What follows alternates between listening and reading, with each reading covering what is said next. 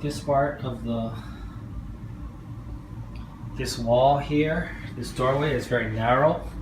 And if you come in, the walker does not fit inside here. You have the toilet seat there. You have a shower bench there. But even this is very difficult. You have to hang on to something, and sometimes it's difficult.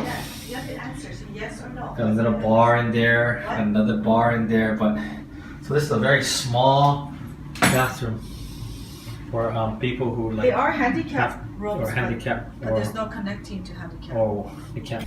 Hey everyone, just completed day 2 of the Hawaii to Las Vegas trip, bringing my dad for 5 nights and 6 days.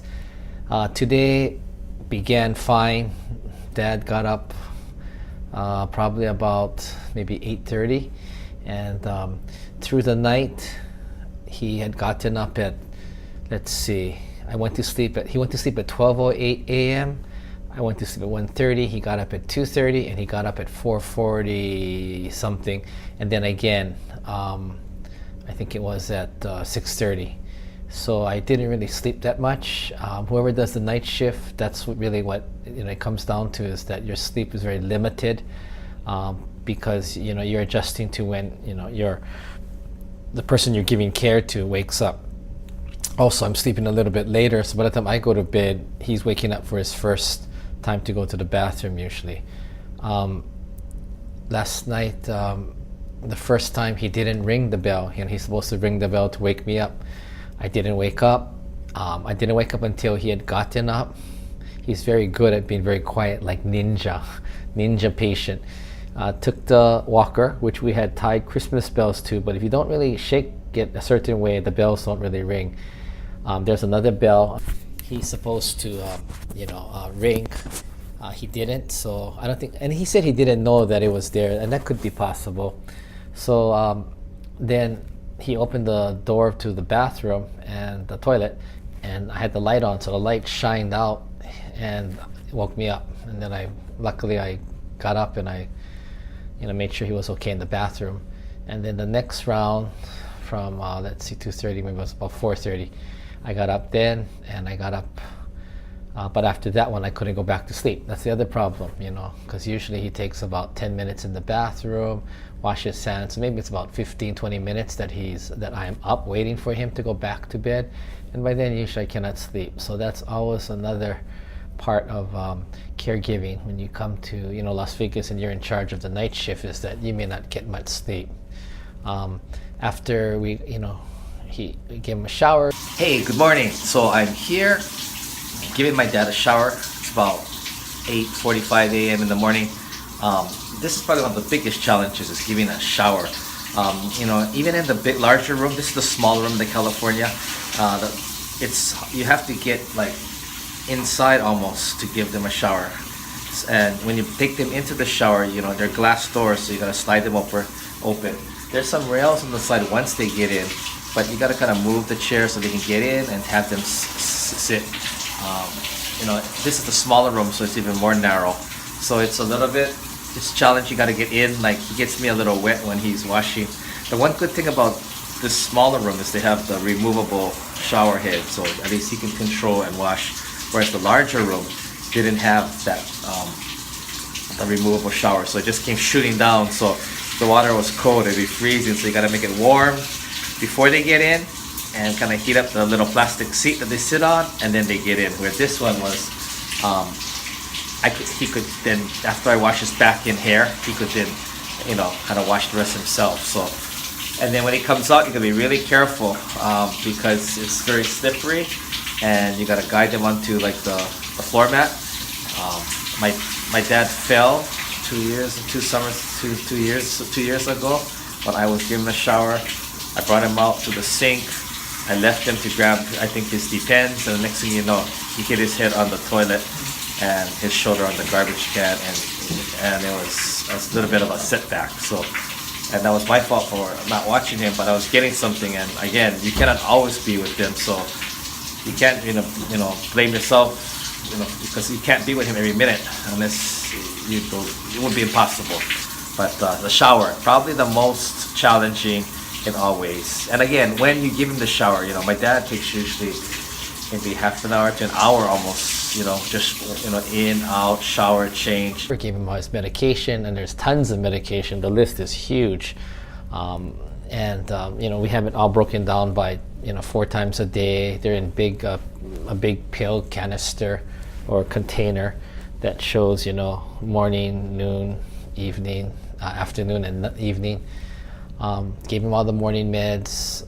Then we went to eat breakfast, and at that point, he was starting to fall asleep during breakfast. So it looked like that, maybe I had to take him up for a nap again. And that's happened before. So I was about to do that, and my sister and her daughter, Sarah, my dad's granddaughter, she comes out and takes off and helps us when we're in Las Vegas. She's a very big help, Sarah. So Sarah and my sister were wanting to go out and do a little shopping, and so I said, why don't you go out, take care of Dad? I'm probably put him to bed for the morning nap. So I brought him up and I let him brush his teeth, use the bathroom, and I was deciding whether or not to put him down or let him play on the machines. And all of a sudden, his cousin Alvin emailed me and said that they're coming over to California, and if my dad wanted to play. And so I asked my dad, and suddenly he's awake.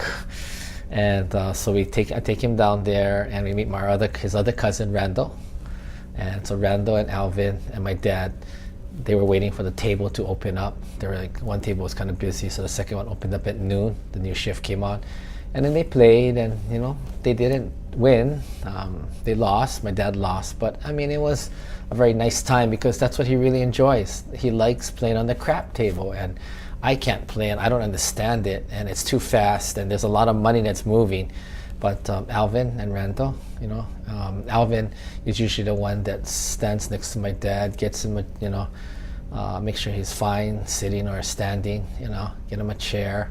Randall helped get the chair today, and then helps him with his bedding because it's so fast. And my dad with Parkinson's is not able to move that fast, so it's good too if you have someone who is able to accompany the person you're giving care to if there's if they want to play crap or maybe blackjack or poker or something that maybe you don't understand that well. So if you have somebody like that, that's really helpful. And Alvin is really the person who's always been really helpful to my dad, who's his cousin. So they played, they lost, and so then I wanted to give my dad a nap then because, they were going to play later again. So I asked my dad if he wanted to go upstairs. I didn't really ask him, I was kind of guiding him, don't always ask because you're usually going to get a no to what you're asking. So you got to be very selective in how you ask. And I said if you wanted to eat ice cream because we had just kind of eaten breakfast earlier. So he said yes, so we went up to second floor, Lappert's, which they have really good ice cream, but it's huge, I had the small cup, it's $3.75, and it's a huge, it's like for 2 people, right? So he got the macadamia nut, vanilla macadamia nut. I got I think the Kauai cookie, cookie or something chocolate, and we each had, and it was way too much. I threw about a third of mine away. He didn't want to waste, so he kept eating. I tried to take it away, and he wanted it, so he took it. So we brought it up to the room, and then he brushed his teeth, and I put him to sleep.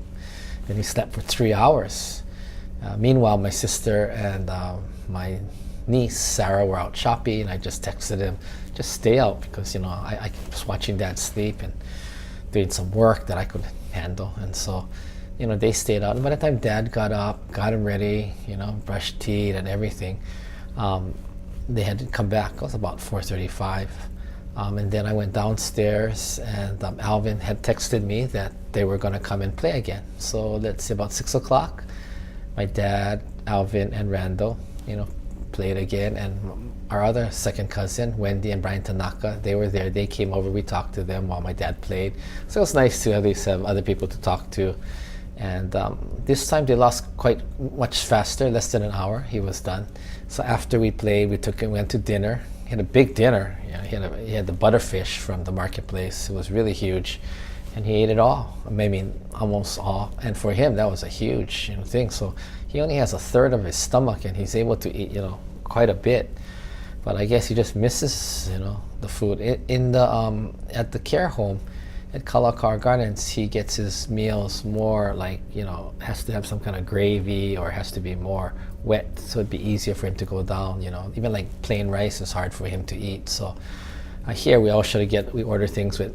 If he likes rice, we order gravy with the rice to put it on the gravy to make it anything that can be smooth and easier to go down his throat. Soups are good, anything soft like fish and things. But he likes to eat steak and meat, and it's his life, and you can't be so strict. My sister's a lot stricter. I'm like, whatever he wants, as long as we try and cut it small and take as low risk as we can. We cannot. Don't deprive him of what he wants, because he likes meat. He likes steak, So last night he had cut, pepper steak or chopped steak, which is a little tough. Cut it up into small pieces, but and I gave him some of my short ribs, which are soft. Tonight I gave him some of my prime rib, which was also soft. But my dad likes meat. So anyway, we all ate, and then we brought him up, and then he did go down to sleep at 9:15, I think, which was, got really quite fast from brushing his teeth, give the medication. So we give him medication about 4 times a day. Sometimes we forget, and that's one of the things that will happen. Either you're moving or the time change and you forget and you're not used to it. So in the past, we've forgotten a lot, or we've given it the wrong time, Nothing, I don't think ever came out of it, but, it's part of it you're not used to. Normally it's the care home that's administering it, and so all of a sudden we're in charge, reading the paper and give the different eye drops the wrong time, and one goes in the right eye, one goes to the left eye. There's a lot of stuff that are going on. If you see me keep looking down, it's because I'm in the connecting room, and then my dad, he's sleeping, and so we have a camera in there to watch him, so I can do work here, keep the door semi-closed, or because I have the TV or CNN or something usually going, and I'm working here, watching, and this allows me to watch him, so I don't have to keep going over and over. So this is another thing you might want to get. This is the monitor, but the camera's in the other room. It's like a baby monitor. That's what it is, a baby monitor, and we use it to watch him. This is very helpful. If you're going to get connecting rooms. And as I told my sister, even though technically I do sleep there at night, we could just have one room, you got to have some space, even if it costs a little money, psychological space. And this is where I work when he's sleeping. And in the morning, I get ready on this side. There's also the bathroom. If he's in the bathroom, then I can come on this side. So I think it's worth getting the extra room, even though he sleeps, and we both sleep in that room at night. But this is where suitcases are here. It's just more. It's basically psychological space, and I think it's important. And my sister has another room, and for me and my sister, we could have technically room here, or one of us could stay there, one could stay here. But even that, it's basically about building a kind of, in Japanese they say yoyu, or like cushion or space, so you don't get on each other's nerves, because you're both going to get tired, and my dad would probably get on my sister's nerves especially, and then she kind of projects that out sometimes, and even sometimes I get ira and irritated or annoyed. It's part of the game, part of the job.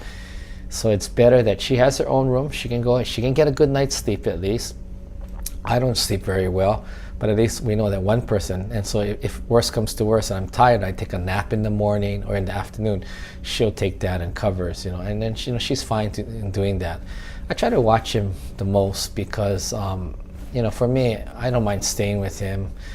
She likes to go out and do things. She's still trying to get a lot out of Las Vegas. For me, this is my job. My dad is my job, and I just stick to it more or less. I want to buy some new volleyball shoes or cross trainer, but that's it. And if I don't, I don't. But my sister's on this mission that she wants to do a lot of the shopping and take care of dad and do it all. But I can tell that she's older too, and she's getting tired too. So I tell her, you got to cut down. But so again, basically managing your expectations is really a key thing to manage what really is possible and build in a huge cushion so you don't have stress. It's like going to the airport. I like to go 3-4 hours early so there's no stress. So my sister likes to cut it down to like the last second, not waste any time. But the stress that you go through, I'm thinking it's not worth it. And anything can happen along the way. That at least if you have a cushion, you can still manage. So that's day 2.